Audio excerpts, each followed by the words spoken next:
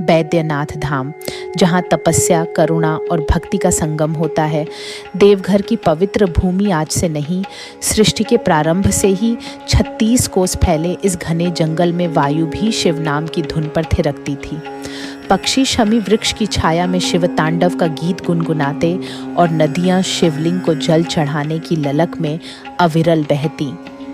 यह था देवघर, देवताओं का घर, जहां आज भी हर पत्थर में शिव की सांसें बसी हैं। पर इसकी महिमा का रहस्य छिपा था एक ऐसे तपस्वी के संकल्प में, जिसकी तपस्या ने स्वयं महाकाल को प्रकट कर दिया। त्रेता युग में लंकाधिपति रावण ने जब स्वर्ग पर विजय प्राप्त करने का संकल्प लिया, तो उसकी बुद्धि ने उसे सत्य का बोध कराया। भगवान शिव की कृपा के बिना यह लक्ष्य असंभव है। इसी ज्ञान के साथ उसने सोने की लंका का राज वैभव त्याग दिया और देवघर के निविड़ वन में पहुंच गया। वहां उसने एक अद्भुत तपस्या प्रारंभ की, अग्निकुंड प्रज्वलित किया और अपने 10 सिरों को एक एक कर शिवलिंग पर चढ़ाने लगा। जब 9वां सिर अर्पित हो चुका, तभी आकाश में प्रकाश की एक लहर दौड़ी।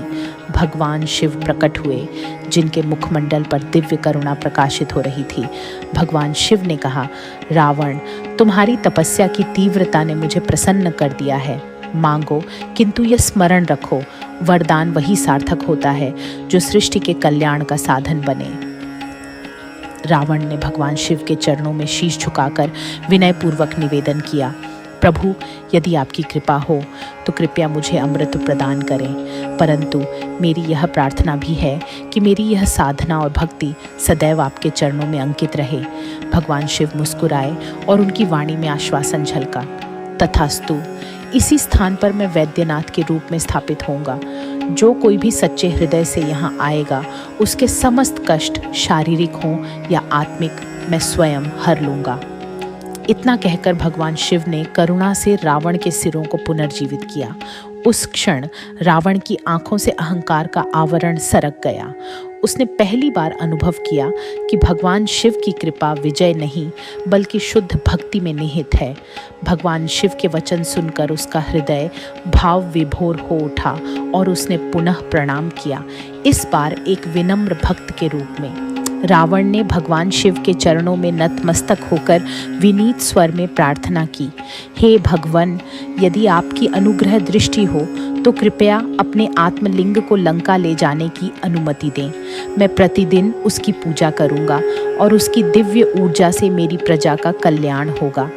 भगवान शिव ने उदारता से मुस्कुराते हुए उत्तर दिया, तथास्तु, परंतु सावधान रहना, यदि यह लिंग पृथ्वी पर स्पर्श करेगा तो यह वहीं स्थिर हो जाएगा।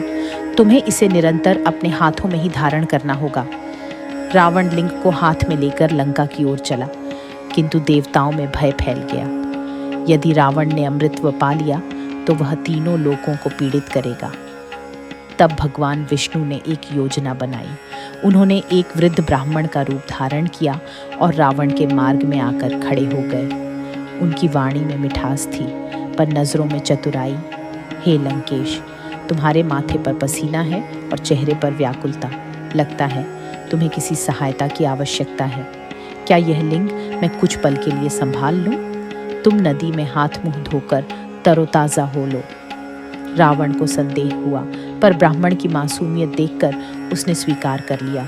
किंतु जैसे ही वह नदी की ओर मुड़ा, भगवान विष्णु ने लिंग को धरती पर रख दिया। लिंग तत्काल पृथ्वी में धंस गया और एक ज्योतिर्लिंग के रूप में प्रकट हुआ। उसकी चमक से आकाश प्रकाशित हो उठा। रावण दौड़कर वापस आया। जब उसने देखा कि लिंग अब अचल है, तो उसका चेहरा क्रोध से लाल हो गया। उसने ब्राह्मण को पहचान लिया। हे विष्णु, यह छल क्यों किया? किंतु तभी उसकी दृष्टि ज्योतिर्लिंग पर पड़ी। उसके प्रकाश में उसे भगवान शिव का संदेश सुनाई दिया, रावण, यह मेरी इच्छा है। रावण का क्रोध भक्ति में बदल गया।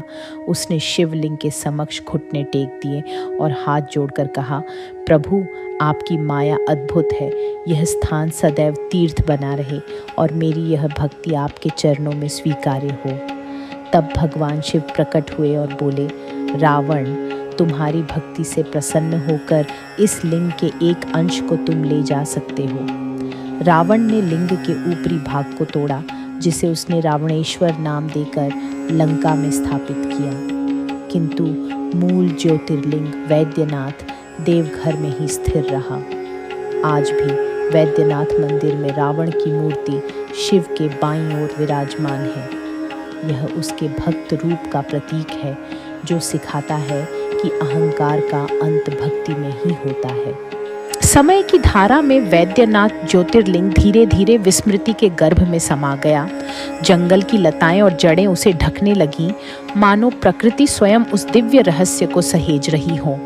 किंतु एक रात जब चांदनी आकाश में भगवान शिव के डमरू जैसी चमक रही थी, महर्षि गौतम के स्वप्न में एक अद्भुत दृश्य उभरा।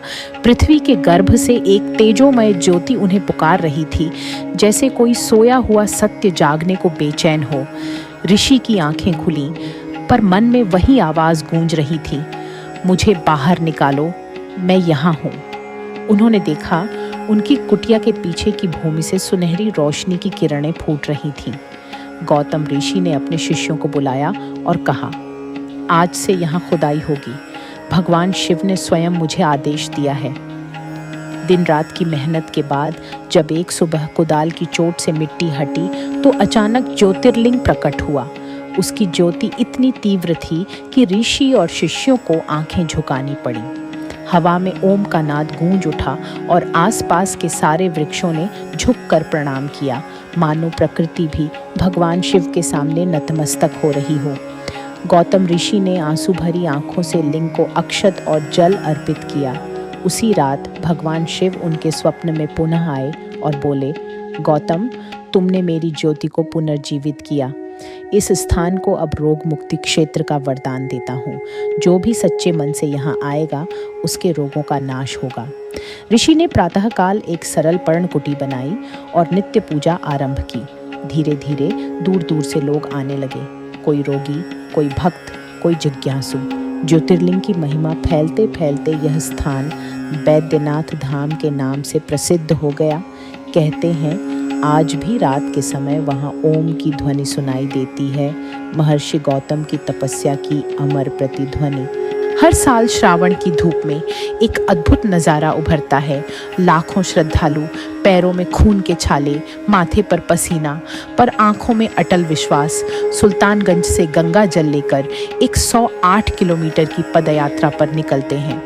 यह सिर्फ यात्रा नहीं, बल्कि रावण की उस तपस्या का साकार दृश्य है, जहाँ हर कदम हर हर महादेव के नाद से गूंजता है। कल्पना करें, रेत में ढंसते पैर, धूप में तपती पीतल की कलशियाँ और हवा में घुलता शिव का नाम।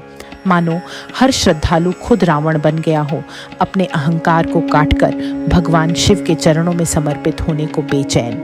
कहते हैं, जब कोई भक्त थक कर गिरता है तो उसकी पीड़ा में रावण के कटे सिरों की छवि दिखती है, और जब वह जल चढ़ाते हुए रोता है तो भगवान शिव उसके आंसुओं को अमृत में बदल देते हैं। एक ऐसा अमृत जो न सिर्फ शरीर बल्कि आत्मा के घाव भरता है। यह यात्रा सिखाती है, भक्ति में कोई मंजिल नहीं, सफर ही पूजा है। आज भी जब सूर्यास्त में मंदिर के घंटे बजते हैं तो लगता है जैसे समय की दीवारें गिर गई हों। रावण की तलवार की झंझनाहट और भगवान शिव के डमरू की थाप एक हो जाती है। मंदिर की हवा में तैरता है इतिहास। वह क्षण जब रावण ने लिंग को छोड़ा, वह पल जब गौतम ऋषि ने ज्योति को खोजा, और आज का वह भक्त जो टूटे हृदय के साथ आता है। यहाँ का ज्योतिर्लिंग सिर्फ बीमारियां नहीं, उदासियों का इलाज करता है, क्योंकि भगवान शिव का वैद्य रूप दवा नहीं, दृष्टि देता है। वह दृष्टि जो अंधेरे में भी प्रकाश देख लेती है। जब कोई भक्त मंदिर से लौटता है तो उसकी आंखों में सवाल नहीं, शांति होती है, मानो भगवान शिव ने उसके मन की बिखरी पुड़िया को अपने हाथों से सहेज दिया हो। जय वैद्यनाथ, हर हर महादेव।